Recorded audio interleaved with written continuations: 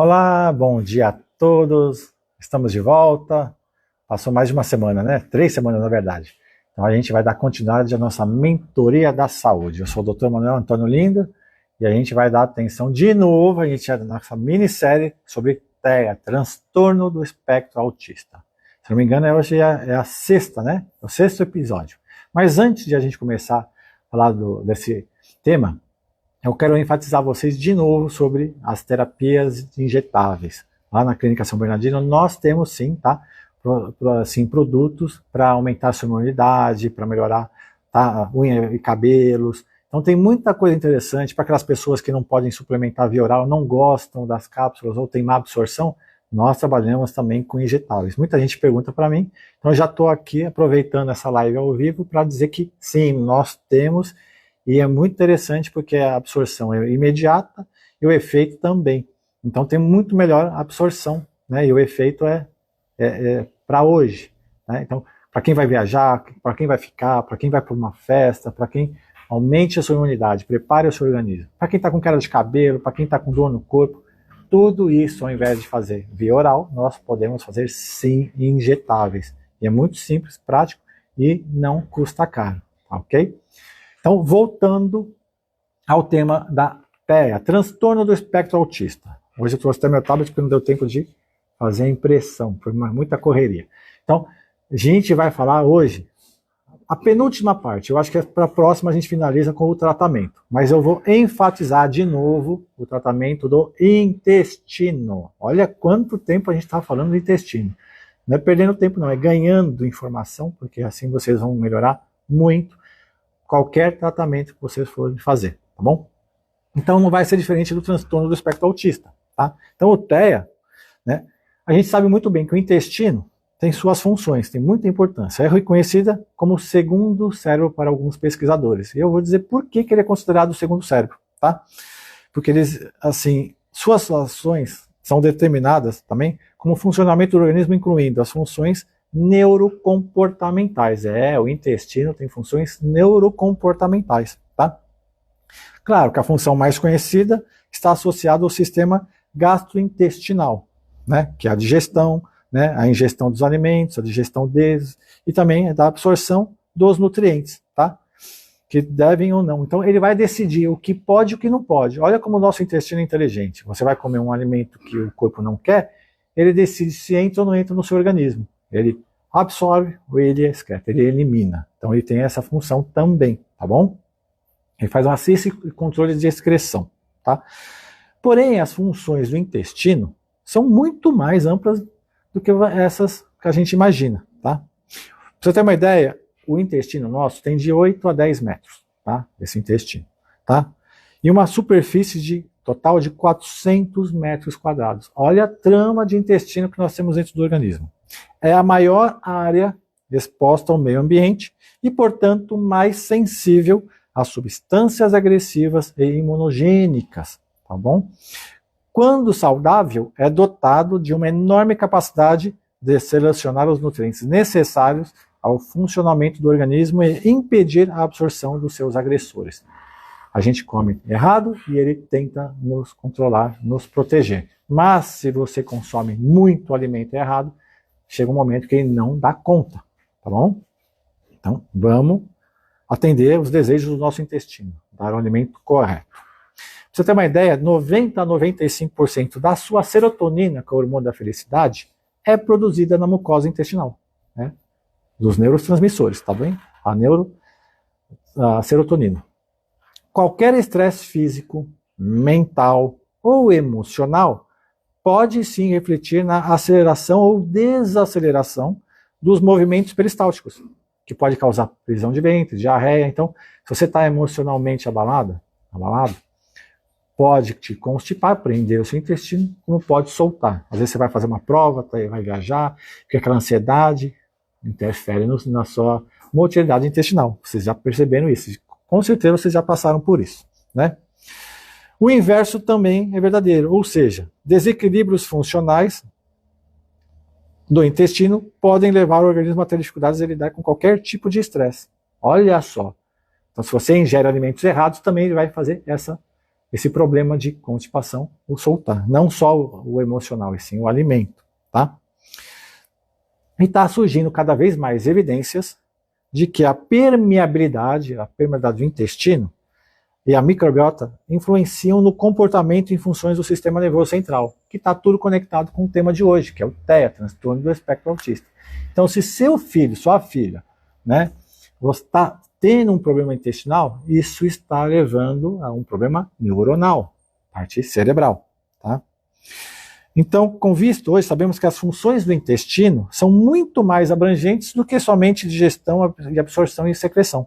Tá? Ela tem a ver com a imunologia, com a neurologia, com a endocrinologia e também com as detoxicações do seu corpo, ela limpa o seu organismo. Tem muitas funções no nosso intestino, por isso que a aula de hoje também vou falar de novo de intestino. Tá? Mas as principais funções do intestino, conhecidas também dessa microbiota intestinal, tem a ver com a síntese, que é a produção das vitaminas do complexo B, né? B1, B2, B3, B4, B5, B7, ácido fólico, né? Que é a B9, vitamina K2, que é fundamental para a limpeza das nossas artérias e coronárias. Olha o intestino como tem essa função de produzir essas vitaminas essenciais para a nossa vida. Tá? Manutenção da integridade da parede intestinal pelo conjunto das suas ações, determinando uma seleção em que precisa absorver e o que ser descartado. Então, tudo que você comer, ele vai separar ali o que pode e o que não pode, o que sai para ele e o que não sai para ele. Então, ele vai fazer a separação, como se fosse os lixos da casa, né? O orgânico, o inorgânico, o que vai ser reciclável ou não. O organismo, o seu intestino faz isso por você. Ele é muito inteligente, tá? Para você ter uma ideia, ele tem uma capacidade de se renovar completamente, tá? Entre 4 a 6 dias. Então, a cada 4 a 6 dias, todo o epitélio do seu intestino é renovado, é reestruturado. Tá bom? Ele fica novo. Então, essa mucosa também é produtora de vários hormônios, tá? Enzimas digestivas, antioxidantes, detoxicantes, neurotransmissores, lembra da serotonina que nós falamos, tá? E também das células de defesa do organismo, imunidade, tem a ver com o seu intestino, tá? E o intestino, juntamente com o fígado, olha só, é um dos principais órgãos que atua na detoxicação do seu organismo. Então, além do fígado, o intestino também ajuda a limpar, detoxicar as toxinas que você ingere. Entre parásitos, metais tóxicos, agrotóxicos, tudo isso o intestino vai fazer uma remoção. Mas sempre, nunca deixe o excesso, porque o excesso vai sobrecarregar, vai transbordar, tá? O intestino é o único órgão que contém um sistema nervoso capaz de medir reflexos no total ausência, né, da formação do seu cérebro. Então ele é independente do cérebro. Tá? Ele consegue ter essa capacidade, né, como se fosse um cérebro. Por isso que a gente chama de segundo cérebro. Então, ou seja, é um único órgão do corpo humano capaz de executar funções independentemente do sistema nervoso central. Então, além do nosso sistema nervoso central, ele tem essa capacidade. Em outras palavras, né? O intestino também processa, decide e executa tarefas tal qual o cérebro. Então não é só seu cérebro que está pensando por você, não. Seu intestino está decidindo, fazendo, executando tarefas para você. Cuidado com o que você vai pôr dentro do seu intestino, tá? E então a gente vai falar também sobre algumas funções. Ó, deixa eu pegar aqui. Além dessas funções, tem essas funções do... Alguém já ouviu falar das Tight-Johnson? Tight-Johnson são importantes reguladores da permeabilidade intestinal. Então, quando você tem um intestino permeável, você vai permitir a entrada de toxinas para dentro do seu organismo, causando as doenças autoimunes. Tá? Então, é uma célula, essa Tight-Johnson, uma célula intestinal que necessita estar firmemente aderida à outra. Elas têm que estar unidas, agarradas, abraçadas, tá? Unidas com as vizinhas, a fim de evitar qualquer alimento digerido adequadamente, as macros, as moléculas grandes, tá? Ou agentes patógenos, parasitas, né? Passem por essas células que vão fazer o quê? O leaky gut, intestino permeável. Então, e aí tem várias enzimas que trabalham junto com isso, tá? O que mais elas fazem também? Inibe o crescimento de bactérias nocivas, grãs negativas, fungos, né, vírus. Então, o organismo está sempre trabalhando, o intestino, para evitar a a entrada desses patógenos, né, desses invasores no seu organismo. Vamos cuidar do intestino, tá? Controle da motilidade intestinal, auxílio no tratamento de alergias. Depois a gente pode um dia falar sobre quadros alérgicos. A alergia é uma resposta inflamatória do organismo a certos tipos de agentes. Pode ser alimentares, pode ser outros tipos não alimentares, mas depois a gente pode falar sobre esses alergênios, tá?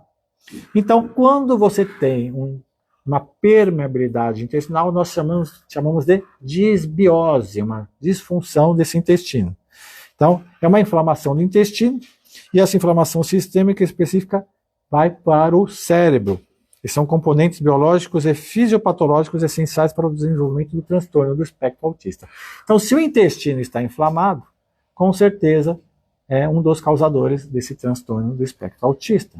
Então, a gente tem que cuidar dos nossos filhos, nossas filhas com autismo, déficit de atenção, é o intestino a porta de entrada, tá, ok?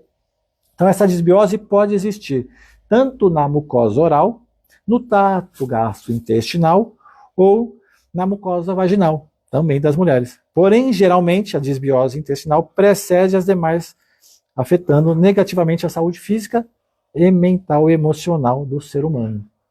Olha como interfere o nosso intestino, tá? Então, esse eixo da microbiota intestino-cérebro, existe um alinhamento dinâmico, tá? Onde a microbiota que habita o intestino afeta a atividade do sistema nervoso central, incluindo as funções vegetativas e cognitivas, tá? E vice-versa, no desenvolvimento do impacto da atividade cerebral e composição da microbiota. Então, se você ingere um alimento, lembra que eu sempre falei para vocês sobre glúten, sobre leite, são os principais, mas tem outros também, que causam disbiose, causam leak gut, intestino permeável, Stine-Jansen, né? Essa separação da união do intestino, fazendo com que macromoléculas entrem para o intestino, causando as doenças autoimunes, está relacionado muito, sim, o glúten leite com autismo e transtorno do espectro autista. Tá? Então, se você quer tratar uma criança, quer recuperar seu filho, como sempre eu falo, a criança não é autista, ela está sob um efeito autista. Tá? Então, temos que trabalhar na microbiota intestinal. Tá? E a gente não pode deixar de falar também das síndromes fúngicas. Os fungos são muito perigosos para o nosso organismo. Tá? Então, quando você tem uma disfunção do intestino, aumenta a produção de fungos. E esses fungos vão desencadear muitos problemas. Tá? Um dos problemas também tem a ver com a cetaldeíde. Tá? É a formação do metabolismo do álcool no intestino, tá? Da fermentação das cândidas, que são os fungos. Tá? Por que eu estou falando disso? Porque ela está relacionada, essas cândidas, com a diminuição da cognição, da memória, da concentração, causa depressão, diminui os reflexos, letargia, apatia, aumento da irritabilidade, entre outras. Aumento da ansiedade, reações de pânico, diminuição da acuidade sensorial, diminuição da libido, aumento da tensão pré-menstrual, mamas inchadas e doloridas, aumento da tendência dos vícios a álcool, açúcar e cigarros. Tudo está relacionado com essas Candida albicans, que tem uma conversão em álcool no nível intestinal, causando todos esses distúrbios.